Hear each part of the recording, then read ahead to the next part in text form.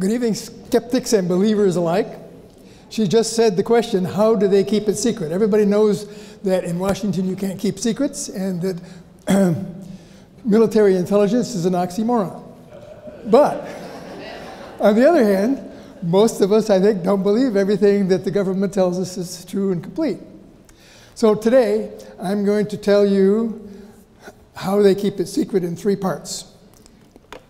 First, I'm going to give you my professional background, so I have some credibility. Second, I'm going to tell you the specific techniques that I think are used. And then finally, if there's time at the end, I'll tell you a summary of what I think has been going on in the world since 1940.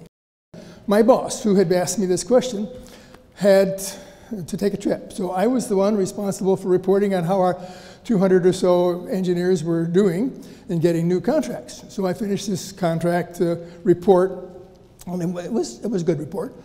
But one of the vice presidents said, well, you know, Dr. Wood, we don't see much of you. Tell us what you're doing that's interesting. So after a moment of silence, well, I said, you're not going to believe this, but in the last year, I've read 50 UFO books. And I've concluded that there's no question but what their actual craft, and that they're piloted by somebody inside. And the only thing that's uncertain is to whether we figure out how they work before or after our competitor Lockheed. And so after a moment of silence, one of the guys said, what do you think it would take to look into that? And it turned out that we started a little IRAD project to do that.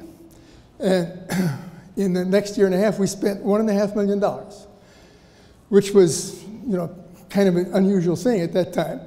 We called the project The Boys in the Back Room.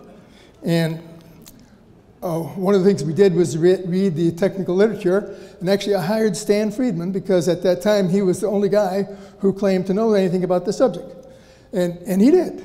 He made a deal with me and the company that his employment would be kept secret. And he honored that deal up until like 15 years ago when the company was sold and nobody cared. But anyway, it was a fun time. We interviewed alleged abductees. We looked at basic physics, tried to figure out whether there were some equations that were missing or wrong. We spun magnets in the lab. We tried to affect the speed of light by putting magnetic fields in the axial direction, and we instrumented the van with equipment and sent it to the top of a mountain to look for UFOs. But in 1970, I was asked to become involved in ballistic missile defense, which I showed you a picture of that. And I did that for a long time. And then at the end of my career, 1993 or so, I had retired, and I got a phone call from Stan Friedman. He said, you know, Bob, he says, good to talk to you again. How are you doing in retirement? I said, well, I'm fine. He said, well, he says, I know you don't have anything to do because you retired, but he said, I've just come across an interesting document, and it says it's called Extraterrestrial Entities and Technology Recovery and Disposal. He said, it's a fax, and I don't know whether it's any good or not, but are you interested in looking at it?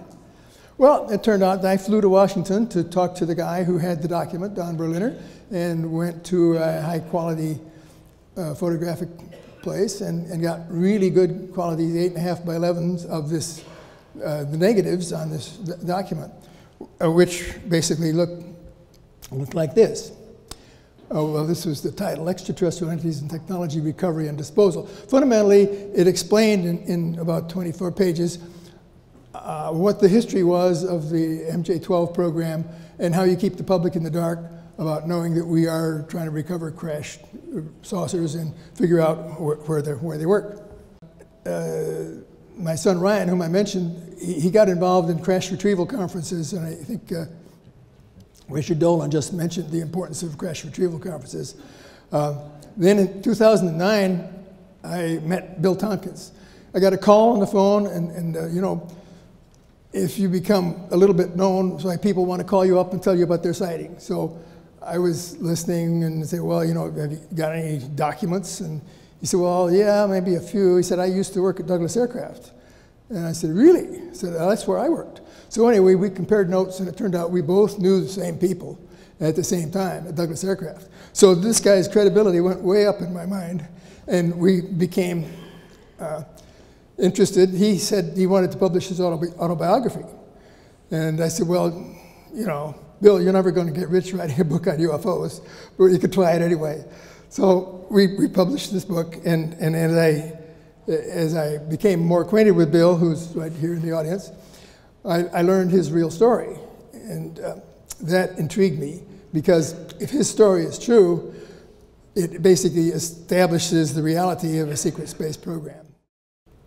Okay, with that background now, I want to tell you about how I think governments keep secrets. Now, to begin with, number one, you hide the money. And of course, you do this, we've done this with unacknowledged special access programs. And actually, Michael Schratt went through a lot of very, very relevant detail on the processes by which this is done. Well, having hidden the money then, you do the second thing is you make it illegal and awkward for anybody to testify that they've been involved in a classified program. In other words, if you accuse somebody of violating their security oath, if they want to argue it, they could go to court. But Truman set up, well, not Truman, but it was in 1978, they set up a court under the Foreign Intelligence Surveillance Act that makes it a court that's secret. So you can't ever get your testimony out in public, and the newspapers are not permitted to be involved. So these are the two principal things that begin the process of secrecy.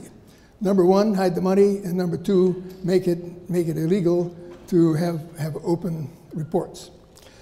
So beyond that, however, there's some standard techniques, and the obvious one is compartmentalization. That is the Manhattan Project and the atomic bomb, of course, is a classic example. We got the nuclear material at Oak Ridge, and we developed the bomb at Los Alamos. And the people doing one thing didn't know the others.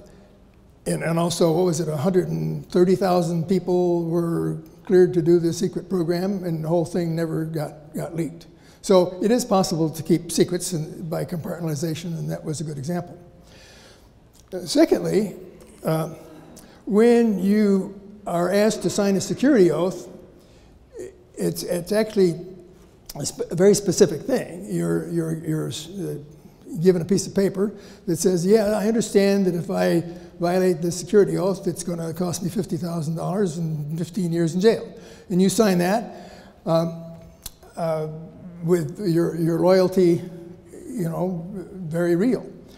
However, before you ever get in that room, you have already been pre-selected. Some people have asked your neighbors what kind of a person this is. They've determined whether or not anybody could be blackmailing you. They want to make sure you have high integrity.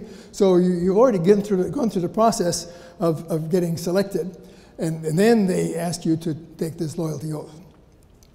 Well then, after that, then there are a number of steps in the process.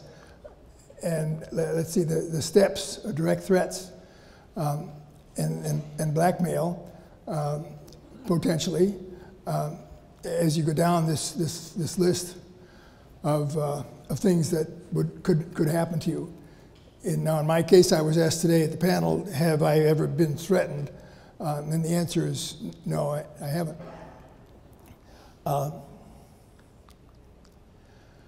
One thing I forgot to mention is that during my time on ballistic missile defense, we became sufficiently good at Douglas Aircraft Company that the CIA, who already had a contract with us, asked us to cover the ballistic missile defense of the Soviet Union. And that was a project for which I was actually first cleared, and then I was asked to run the project because the guy who was running it was retiring. So this was in a SCIF, a special compartmented information facility, and those are built and designed so that you don't have any toilets inside, so you can't actually tap any faucets or pipes or anything like that. And there are procedures to be used that you give a separate badge, you know, for that when you go in, and you see other people with the same badge, and you get a feeling of camaraderie. You say, "Wow, we are the only people who are cleared for this stuff." So that sense of loyalty expands. So I told you that we do a pre-selection and look for honesty and loyalty. And incidentally, orphans are a plus for this, so you don't have other family members. Now, most people are 100% sincere. They offer you evasive answers. If people want to know, well, what are you doing in that program? You tell them, well, we're studying this or that.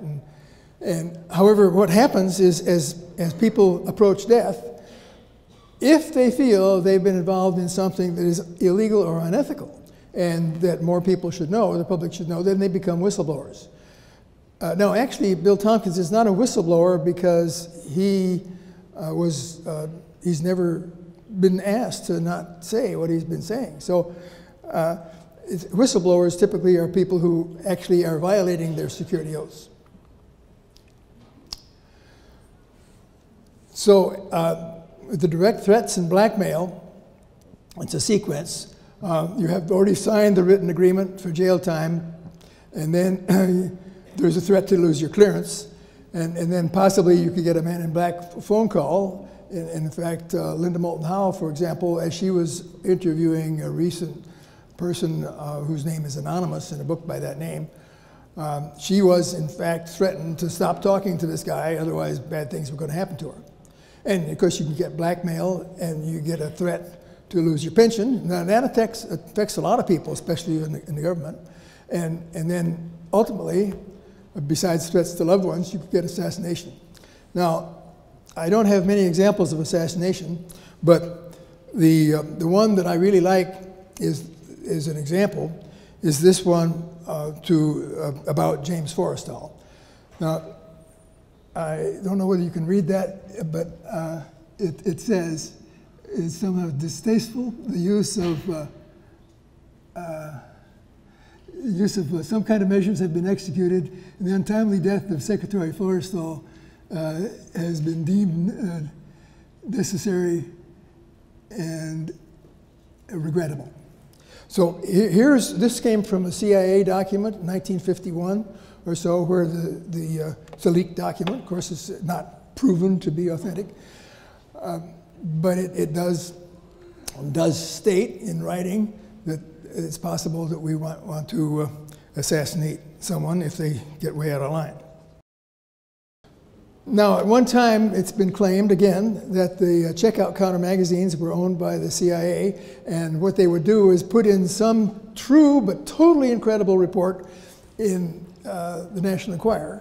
And then, of course, when some suggestions came out that this kind of report had happened, then the public would already have been acclaimed to know that that was so wild that it couldn't be true. So this is a good example of psychological warfare. And then occasionally you can have leaks. I don't know whether you can read this, but at one time, CIA employees were controlling some of the stories in the National Enquirer. This says, cat abducted by space aliens, Bigfoot sighted. Who reads this trash? Over 20 million readers. This is Bob Wood's most likely opinion of the real story. Now, this is not the level of credibility that I would want to claim that would meet Richard Dolan's requirements, which are very proper. You need to have evidence. You need to have more than just testimony. But you get lots of people with consistent testimony, that's what's called evidence in a courtroom. And you've seen this quote twice already from Ronald Reagan. But the one thing that's different about the one that I have here is that I went to Ronald Reagan Library and looked and saw this was in his own handwriting, that the typed version was a replication of what he had in his own handwriting. And then, of course, you heard Ben Rich's famous technology statement, we have the technology to take ET home. And then there's Maria Orsic. She was, and I'm not going to go into the whole story here, but allegedly she worked with Winfried Schumann, who was a technical person who helped her get the first craft built in 1924. Allegedly, Hitler had a treaty with the Draco Reptilians in the 1930s, but I do not know that this is a Draco Reptilian. I don't know what they really look like. Nazis explored Antarctica in '38, had a treaty with them. Some reptilian craft were donated by the Germans. And here's sketches of the Hannibal 2 flight test in 42. This is probably the one that was used to go to the moon by the German. And the moon base is on the backside. It's now called Lunar Operations Control, and you just heard Richard talk about some evidence that might support these kind of claims. Of course, we have the 3 Solar Warden travelers, one of which is Corey Good, and he'll be talking tomorrow. The basic story is he was trained from childhood, signed up for 20 years in 1987, spent 20 years in Solar Warden, transported back to 1987, given an age regression injection. He remembers it all, which is unusual because they were told to forget it. And he's one of the good guys. That would be my view.